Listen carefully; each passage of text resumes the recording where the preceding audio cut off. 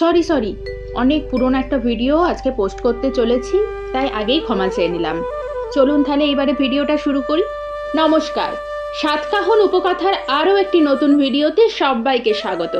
এত সব সাজ দেখে নিশ্চয়ই বুঝতে পারছেন কোনো এক প্রোগ্রামের ভিডিও এটি। হ্যাঁ, ঠিকই ধরেছেন। তবে এটি 22শে ফেব্রুয়ারির ভিডিও, যেটি হয়েছিল নবকুঞ্জ উৎসবে। আপনারা তো আগের একটা শর্ট ভিডিওতে নবকুঞ্জ উৎসব সম্বন্ধে জেনেছেন, সেইখানেই ছিল সেদিনের অনুষ্ঠান। আমি সম্পূর্ণ তৈরি হয়ে চলে যাই প্রোগ্রামের জায়গায়। গিয়ে দেখি মোটামুটিভাবে সমস্ত স্টুডেন্টরাই চলে এসেছে। তারা সবাই লাস্ট মিনিট প্রিপারেশন নিচ্ছে, মানে ওই আর কি, স্টেজে ওঠার আগে সমস্ত সাজ ঠিক আছে নাকি একবার নাচটা প্র্যাকটিস করে নেওয়া, এই সমস্ত জিনিস আর কি। সাথে আবার সুযোগ পেলে ফোন ঘাটবে না তা হয় নাকি, সেটারও কেউ কেউ সুযোগের সদ্ব্যবহার করছে। আর গার্জেনদের যা কাজ তারা তাই করছে, মানে ওই যে গল্প করা। এবারে আসুন আপনাদের কিছু গ্রুপ ফটো দেখাই। আমাদের সাজগুলো কেমন লাগছে একটু কমেন্ট করে জানিয়ে যাবেন। আর হ্যাঁ, অবশ্যই প্রশংসা করবেন কিন্তু।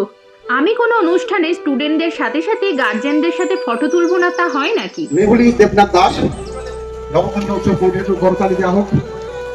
ফুলের তোড়া এবং স্মারক মেমন্ত দিয়ে তুলুন। পবিত্র বিষয় ফুল, পবিত্র উত্তরীয় এবং স্মারক, এবং আশা করি ওনার টিমের পারফরমেন্স আমাদের ভালো লাগবে। নটরাজ ডান্স সার্কেলের কর্ণধার হিসেবে আমাকে বরণের পরে শুরু হয়ে গেল সেদিনের অনুষ্ঠান। যেহেতু নবকুঞ্জ উৎসব সম্পূর্ণভাবেই রাধাকৃষ্ণের ওপরে, তাই প্রথমেই অর্পণ কৃষ্ণের রূপ বর্ণনা দিয়ে অনুষ্ঠান শুরু করে। তারপর আমরা শ্রীকৃষ্ণের বাল্য অবস্থান, মা যশোদার সাথে তার লীলা, কালিয়া মর্দন এবং শ্রী রাধাসহ অষ্টসখীর সাথে তার রাসলীলা নিয়ে কৃষ্ণামৃতম বলে একটি নৃত্য আলেখ্য করি। জানেন তো, এতে যে রাধার চরিত্র করেছিল সে কিন্তু একজন ছেলে, আমারই স্টুডেন্ট রবি। দেখুন তো চিনতে পারছেন কিনা। আমাদের শেষ নিবেদন ছিল শ্রীকৃষ্ণের প্রতি ভক্তের আকুতি নিয়ে একটি থিম।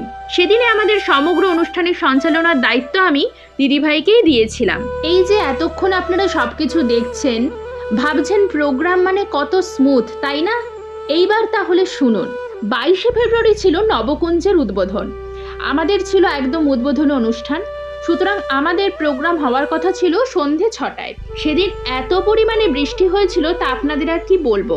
স্টুডেন্টরাও সবাই ঠিক মতন সময়ে এসে পৌঁছতে পারছিল না, বাকি আরও যারা গেস্ট ছিলেন তারাও ঠিক মতন আসতে পারছিলেন না।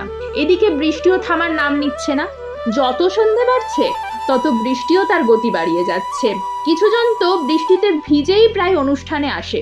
এত বাধা বিপত্তি কাটিয়ে আমাদের অনুষ্ঠান শুরু হয় প্রায় রাত্রি 8টায়। একবার ভাবুন তো, দুপুর প্রায় 3টে থেকে মেকআপ চলছে, এত ভারী ভারী গয়না, চুলে প্রায় 1 বস্তা কাটা ক্লিপ, মুখে কিলো কিলো মেকআপ করে, আর ড্রেস তো আছেই। আমার মনে হয় একজন নৃত্যশিল্পীরই এত ধৈর্য হতে পারে। আমি কিন্তু কোনো প্রফেশনকে ছোট করছি না।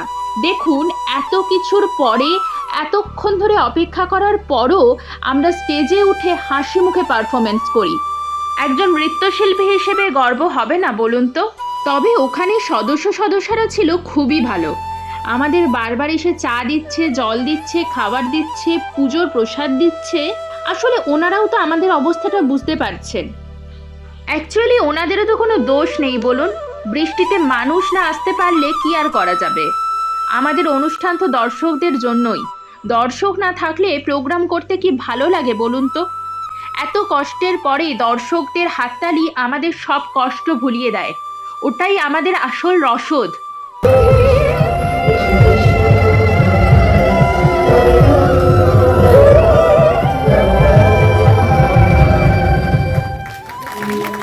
এরপর যখন রাধাকৃষ্ণের ভূমিকায় থাকা দুজন মানুষকে তারা ঠাকুরের সাথে এতটা রিলেট করতে পেরে তাদের সামর্থ্য অনুযায়ী কিছু দিয়ে যায়, সঙ্গে আদর ভালোবাসায় ভরিয়ে দেয়, তা আমাদের পরম প্রাপ্তি।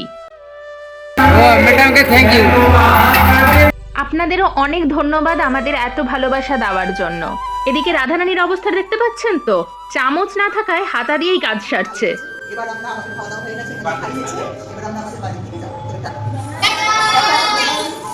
তাহলে আজকের মতো আমিও টাটা। নবকুঞ্জের সেকেন্ড পার্ট নিয়ে আপনাদের সাথে খুব তাড়াতাড়ি দেখা হচ্ছে পরের ভিডিওতে।